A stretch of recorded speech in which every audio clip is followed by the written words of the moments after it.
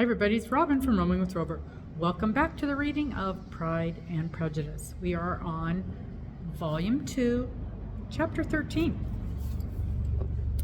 If Elizabeth, when Mr. Darcy gave her the letter, did not expect it to contain a renewal of his offers, she had formed no expectation at all of its contents, but such as they were, it may be well supposed how eagerly she went through them, and what a contrariety of emotion they excited. Her feelings as she read were scarcely to be defined with amazement. Did she first understand that he believed any apology to be in his power? And steadfastly was she persuaded that he could have no explanation to give, which a just sense of shame would not conceal. With a strong prejudice against everything he might say, she began his account of what happened at Netherfield. She read with an eagerness which hardly left her power of comprehension, and from impatience of knowing what the next sentence might bring, was incapable of attending to the sense of the one before her eyes. His belief of her sister's insensibility she instantly resolved to be false, and his account of the real, the worst objections to the match made her too angry to have any wish of doing him justice. He expressed no regret for what he had done, which satisfied her. His style was not penitent, but haughty. It was all pride and insolence. But when this subject was succeeded by his account of Mr. Wickham, when she read with somewhat clearer attention a relation of events which, if true, must overthrow every cherished opinion of his worth, and which bore so alarming an affinity to his own history of himself, her feelings were not yet more acutely painful and more difficult of definition. Astonishment, apprehension, and even horror oppressed her. She wished to discredit it entirely, repeatedly exclaiming, "This must be false. This cannot be true. This must be the grossest falsehood." And when she had gone through the whole letter, though scarcely knowing anything of the last page or two, put it hastily away, protesting that she would not regard it, that she would never look at it again. In this perturbed state of mind, with thoughts that could rest on nothing, she walked on. But it would not do. In half a minute the letter was unfolded again, and collecting herself as well as she could, she again began the mortifying perusal of all that related to Wickham, and commanded herself so far as to examine the meaning of every sentence. The account of his connection with the Pemberley family was exactly what he had related himself, and the kindness of the late Mr. Darcy, though she had not before known its extent, agreed equally well with his own words. So far each recital confirmed the other, but when she came back to the will, the difference was great. What Wickham had said of the living was fresh in her memory, and as she recalled his very words, it was impossible not to feel that there was gross duplicity on one side or the other, and for a few moments she flattered herself that her wishes did not err. But when she read and reread with the closest attention the particulars immediately following of Wickham's resignation, all pretensions to the living, of his receiving in lieu so considerable a sum as £3,000, again was she forced to hesitate. She put down the letter, weighed every circumstance with what she meant to be impartiality, deliberated on the probability of each statement, but with little success. On both sides it was only assertion. Again she read on, but every line proved more clearly that the affair, which she had believed it impossible that any contrivance could so represent as to render Mr. Darcy's conduct in it less than infamous, was capable of a turn which must make him entirely blameless throughout the whole. The extravagance and general profligacy which he scrupled not to lay to Mr. Wickham's charge exceedingly shocked her, the more so as she could bring no proof of its injustice. She had never heard of him before his entrance into the Shire militia, in which he had engaged at the persuasion of a young man, who, on meeting him accidentally in town, had there renewed a slight acquaintance. Of his former way of life, nothing had been known in Herefordshire but what he told himself. As to the real character, had information been in her power, she had never felt a wish of inquiring. His countenance, voice, and manner had established him at once in the possession of every virtue. She tried to recollect some instance of goodness, some distinguished trait of integrity or benevolence, that might rescue him from the attacks of Mr. Darcy, or at least, by the predominance of virtue, atone for those casual errors under which she would endeavor to class what Mr. Darcy had described as the idleness and vice of many years' continuance. But no such recollection befriended her.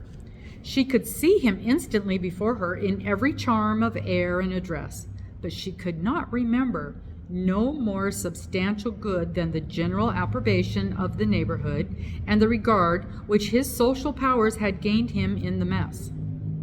After pausing on this point a considerable while, she once more continued to read. But alas, the story which followed of his designs on Miss Darcy received some confirmation from what had passed between Colonel Fitzwilliam and herself only the morning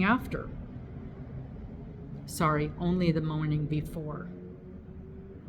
And at last she was referred for the truth of every particular to Colonel Fitzwilliam himself, from whom she had previously received the information of his near concern in all his cousin's affairs, and whose character she had no reason to question. At one time she had almost resolved on applying to him, but the idea was checked by the awkwardness of the application, and at length wholly banished by the conviction that Mr. Darcy would never have hazarded such a proposal if he had not been well assured of his cousin's corroboration. She perfectly remembered everything that had passed in conversation between Wickham and herself in their first evening at Mr. Phillip's. Many of his expressions were still fresh in her memory. She was now struck with the impropriety of such communications to a stranger, and wondered it had escaped her before. She saw the indelicacy of putting himself forward as he had done, and the inconsistency of his professions with his conduct. She remembered that he had boasted of having no fear of seeing Mr. Darcy, that Mr. Darcy might leave the country, but that he should stand his ground. Yet he had avoided the Netherfield ball the very next week. She remembered also that till the Netherfield family had quitted the country, he had told his story to no one but herself, but that after their removal it had been everywhere discussed, that he had then no reserves, no scruples in sinking Mr. Darcy's character, though he had assured her that respect for the father would always prevent his exposing the son. How differently did everything now appear in which he was concerned. His attentions to Miss King were now the consequence of views solely and hatefully mercenary, and the mediocrity of her fortune proved no longer the moderation of his wishes, but his eagerness to grasp at anything. His behavior to her could now have no tolerable motive.